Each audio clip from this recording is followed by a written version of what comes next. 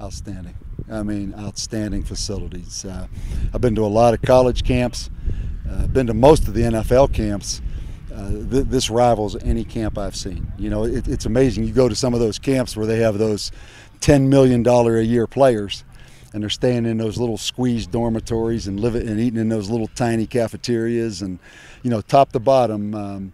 This is really a first-class facility. I mean, we have no excuses. We have no excuses not to take advantage of this. The people here have been tremendous, hospitable. The food is excellent. The logistics is outstanding. So, and pretty good looking place too. I mean, this is a great looking place. Yeah, it takes some getting used to altitude wise and acclimating to the climate here. Don't even mention that. Huh? We don't even bring that out. This isn't like going into University Stadium where they have that high, you know, careful risk of altitude. No, we didn't even tell the players what altitude we're at. Well, so that they seem to be taking to it pretty well. I think so. Yeah, I don't think there's any problem. All right, and I know with a different coach and a different style, the older guys, the seniors and juniors, taking to it pretty well. You know, ask those guys. You know, we got a bunch of those guys around here. You know, I'd like to think so. I think you know, this isn't the time for me to evaluate and talk about, you know, positives or what. We just started. I was going to say just too early right now. It's too early, yeah. So, you know, it's too early to start talking about what I think we're doing better. I just appreciate their effort. All right.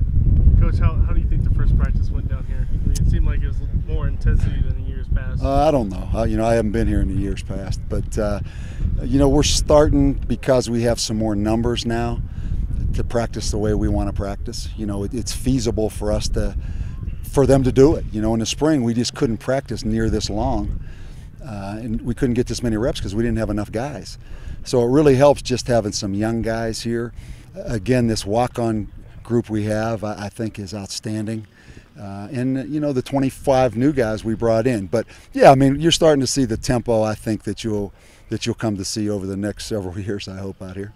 What does the rest of the day look for you and your staff? I mean, yeah, we're pretty much covered up. You know, we you know, for the staff, we'll have a staff meeting. We go back right now, we eat lunch, then we watch the practice tape, offense, defense.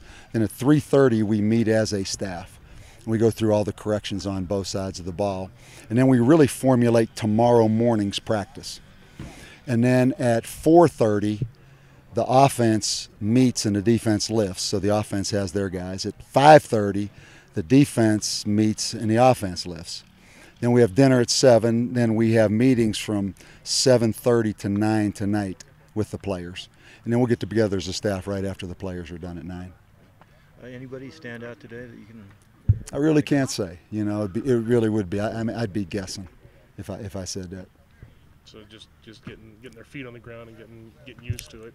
And in that respect, though, how have they done? Oh, I think excellent. You know, I mean, there's no question that they're more comfortable with what we're asking them to do. You know, where they're supposed to go, what tempo they're supposed to get there with.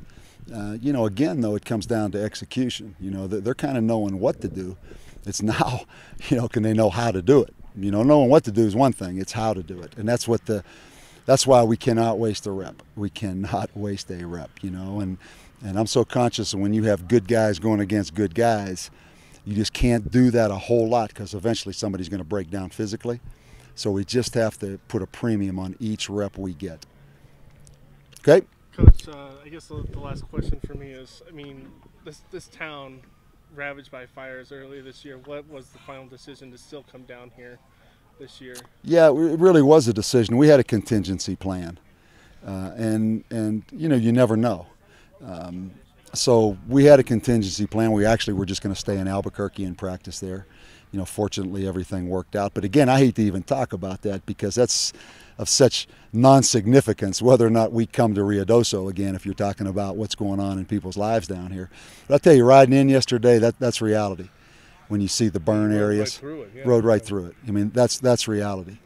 You know, and you look at these homes and you know lives are being lived inside those homes, and I mean, that's frightening. And particularly because it's such a beautiful place.